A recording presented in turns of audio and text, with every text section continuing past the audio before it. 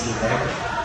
So, this is the first day of our training. Since this is the first day of our training, I would like to introduce myself. I am Richard Ramos, your facilitator, trainer for the full duration of this training. First, let us check the attendance. Please write your name and signature.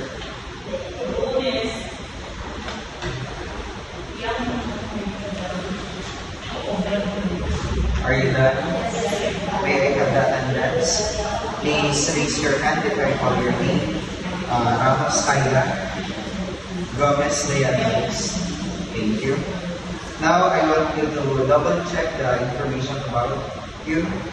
If it is correct, and then also sign and fix your signature if all the information about you is correct.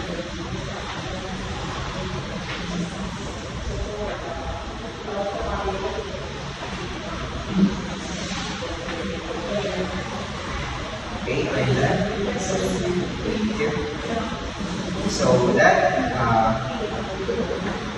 you are now officially known to Battery State Production and CD. So welcome to the Tarlac State University, your training providers. And so I have here the data gathering instrument. This instrument will help me to know your characteristic as a trainee, and this will be my reference in providing in my future training and learning session. To you, based on characteristics, so I will give you 5 minutes to answer this, and please answer honestly.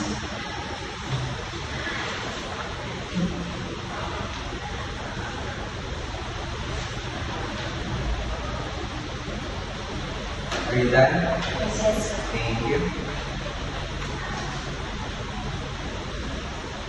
Now I will evaluate your answer after our orientation, and then I also have a pre-assessment for you.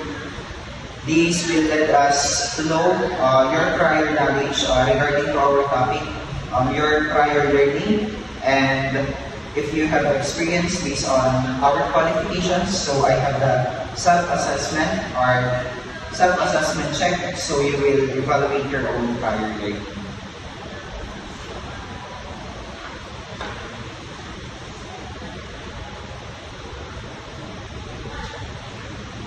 Are you done?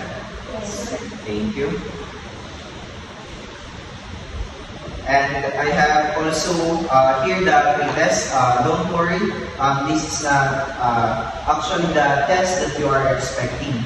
So it's okay to be getting a lower score, since these diagnostic tools that will have us to know as background knowledge regarding to our topic. Answer that for 5 minutes.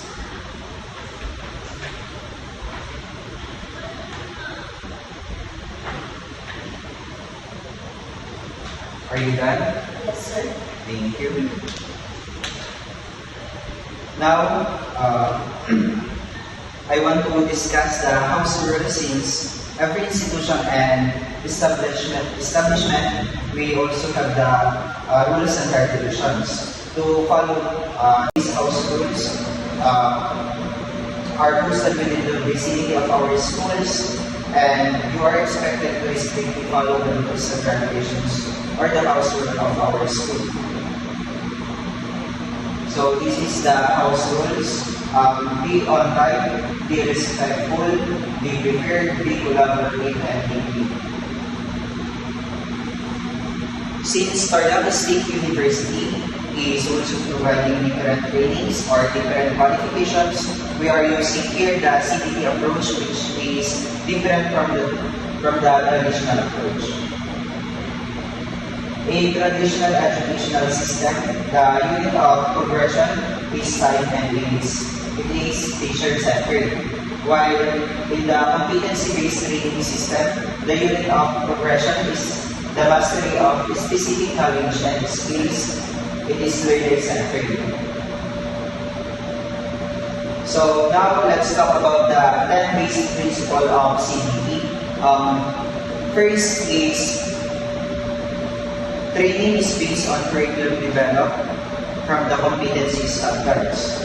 Since the training content is designed according to the competency standards that define the skills, knowledge, and behavior required for the specific job. Next, learner is modular and based in age structure.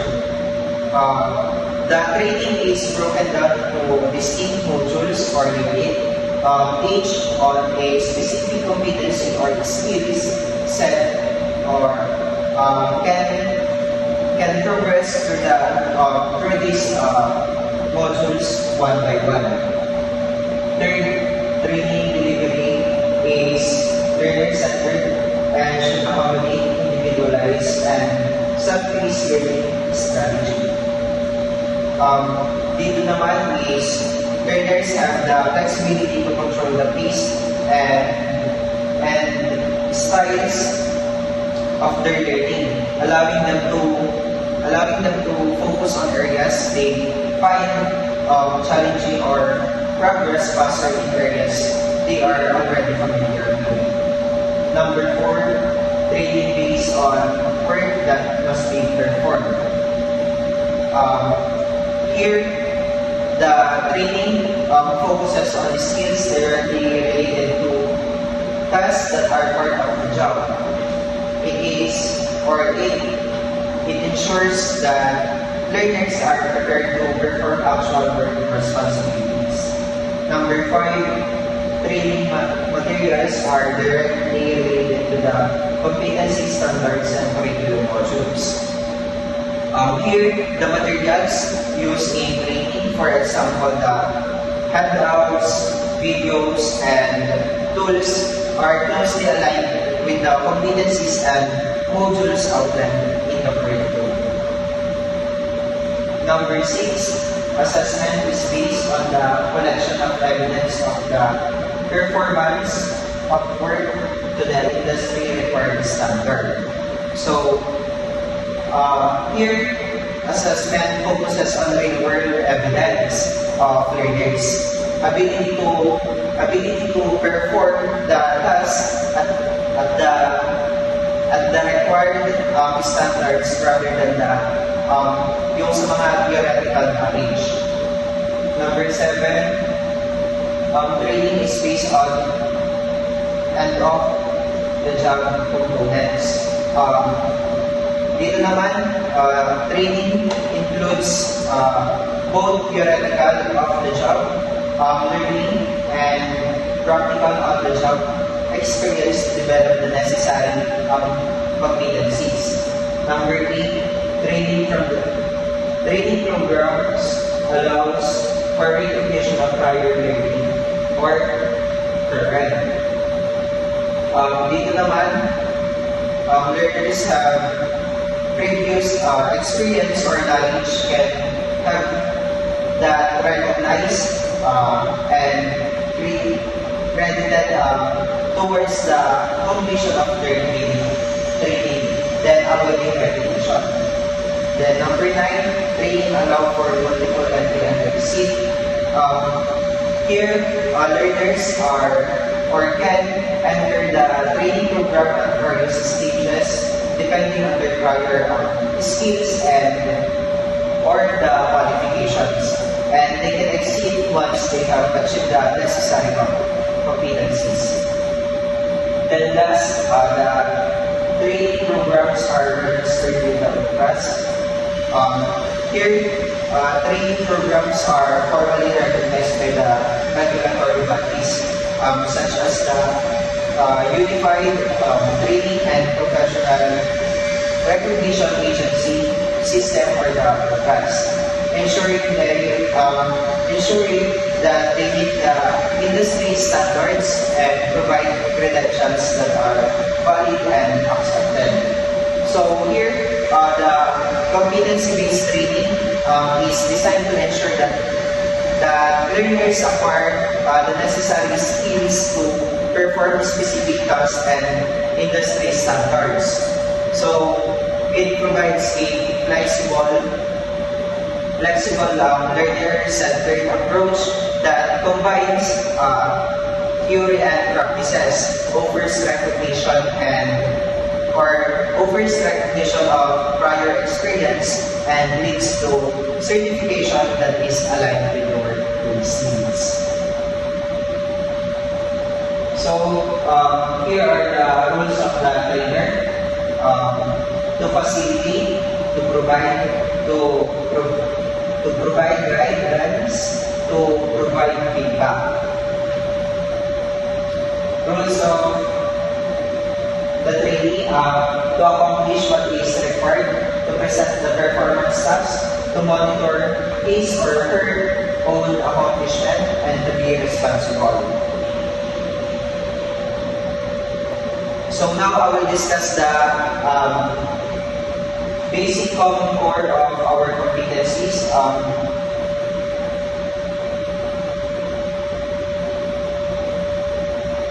Let's proceed to the core competencies. Here are the core competencies of the bread and pastry production institute. Prepared and produce bakery products. Prepare and provide basic products. Prepare and present tours and cakes. Prepare and display petty pours. Present dessert. So, magpo-focus lang tayo dito ngayon sa prepare and produce pastry products and sa present desserts. Here are the do's and don'ts. Practice safety. Don't leave open stove. Always make sure that unplug all appliances that you use and clean as you go. Thank you for your attention. So that's the end of our orientation. You will be expecting some case assessment and also demonstration about preparing basic products and preparing desserts.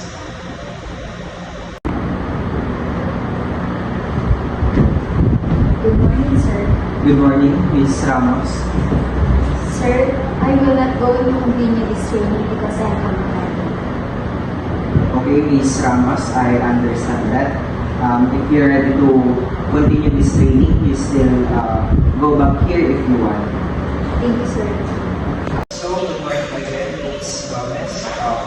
Today, we have demonstration in producing pastry products and preparing desserts. Since you already know the do's and don'ts, let's proceed to the demonstration.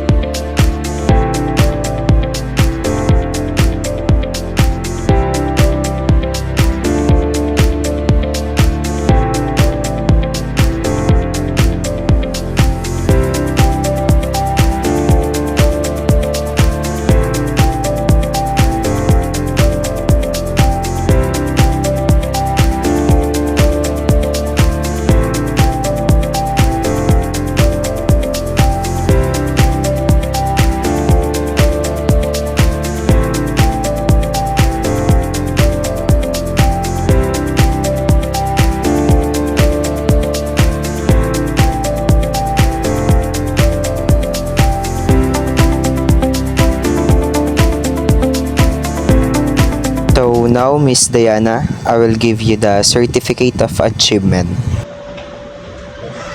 So now, Ms. Gomez, I will be checking the achievement chart and the progress chart.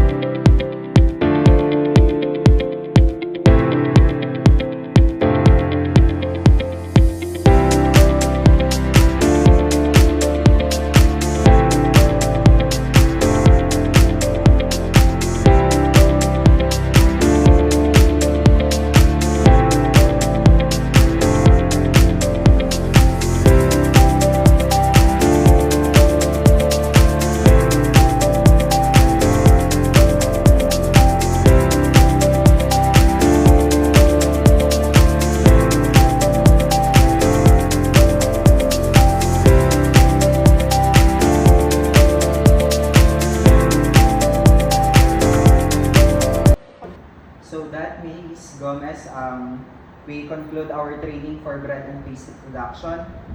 So you have successfully finished our training session. So now I have here the certificate of completion. So now you will be having this, and it is a evidence for your competency, and kindly go to assessment center to register and apply to the national assessment. So thank you for choosing Tarlac State University as your training provider. I hope to see you soon, and thank you.